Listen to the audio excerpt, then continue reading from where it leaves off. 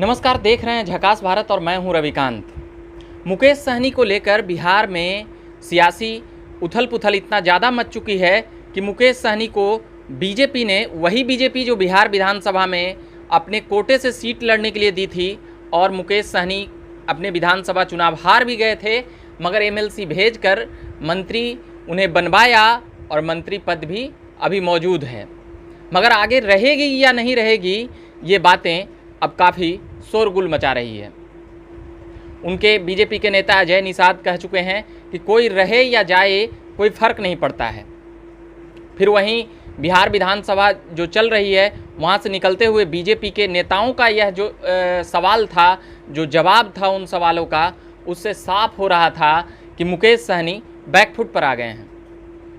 Mukesh Sahani PC press conference करके तमाम बातें, तमाम आरोप उत्तर प्रदेश में हुई घटनाक्रम के बाद जो उनकी पार्टी कार्यकर्ताओं पर कार्रवाई की गई उत्तर प्रदेश के पुलिस प्रशासन द्वारा, फूलन देवी के पर माल्यार्पण करने के लिए पहुंचे थे मुकेश सहनी। मगर उसके बाद से ही सियासी माहौल कुछ ऐसा बना उत्तर प्रदेश से लेकर बिहार तक कि उन्हें लखनऊ जाने से ही नहीं रोका गया, बल्कि बीजेपी में वह एनडीए के अहम हिस्सा हैं बिहार में, और 4 सीटें ला करके यहाँ पर एक अहम भूमिका निभा रहे हैं मुकेश सहनी।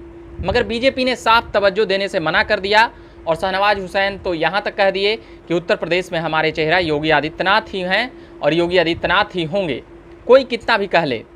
वहीं जब अजय निषाद का जब बयान आया तो कहीं ना कहीं ये बातें साफ हो गई कि मुकेश सहनी को बीजेपी उतनी तवज्जो नहीं दे रही है जितनी तवज्जो के लायक मुकेश सहनी समझ रहे हैं। वह भले ही बिहार सरकार में मंत्री बन जाएं, मगर राजनीतिक हलकों में लोग जानते हैं कि मुकेश सहनी कैसे मंत्री बने हैं। एक जो राजनीति में वोट बैंक साधने का जो एक मसला चल पड़ा है, या फिर वोट बैंक को टारगेट करने का जो मसला चल पड़ा है, तो बीजेपी अपने कई नेता बना करके रखते हैं, और उन्हीं लोगों से अब बयान आ रहा है। तो मुकेश सहनी को भी अब यह समझ में आ रहा है। जब प्रेस कॉन्फ्रेंस में पत्रकारों ने यह सवाल पूछा कि क्या आप मंत्री पद छोड़ेंगे, तो वह साफ कहना था मुकेश सहनी का कि हम सरकार में हैं और हमारे बदौलत सरकार है, और यहाँ नीतीश कुमार मुख्यमंत्री हैं, योगी आदित्यनाथ नहीं। योगी आदित्यनाथ को लेकर जो तमाम बातें कही थी मुकेश सहनी ने, उसको लेकर अंदर खाने से बीजेपी में नाराज़गी इतनी है कि मुकेश सहनी का मंत्री पद से हटाने की भी अंदरूनी बात हो चुकी है, मगर फ्रंट पर आकर कोई नहीं बोल रहे हैं। जब बातें यहाँ तक कह दी कि कोई रहे या जाए, तो यानी कि बीजेपी का साफ इशारा है योगी आदित्यनाथ को लेकर बीजेपी समझौता करने के मूड में नहीं है। ये बातें अब मुकेश सहनी को भी समझ आ रही है, और वो तमाम राजनीतिक विश्लेषकों को भी, कि जो मुकेश सहनी करने जा रहे थे और जो बातें कह रहे थे।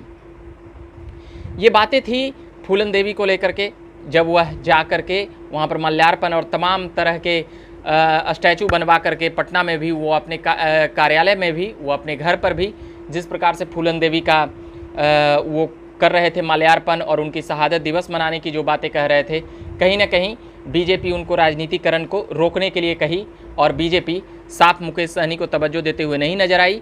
यही फिलहाल बातें हैं बिहार पॉलिटिकल अपडेट्स में। बिहार से लेकर उत्तर प्रदेश तक की खबरें में और भी हम खबरें सुनाएंगे। बिहार में मध्यावधि चुनाव की आशंका कितनी तेज है और क्या चल रहा है मुकेश सहनी और जीतन राम मांझी के बैठकों में, इसके लिए आपको बने रहना होगा झकास भारत पे। इसके लिए चैनल को सब्सक्राइब करिएगा, फेसबुक पेज को लाइक करिएगा, ट्विटर और इंस्टाग्राम पर भी खबरें भेजी जा रही है। हम उम्मीद करते हैं आप वहाँ पर भी जाकर देखें, उसे फॉलो करें, ताकि आप तक खबरें जाने में आसानी हो। अभी के लिए इतना ही कहेंगे। देख रहे हैं आप झकास भारत। मेरा नाम हुआ रविकांत। धन्यवाद।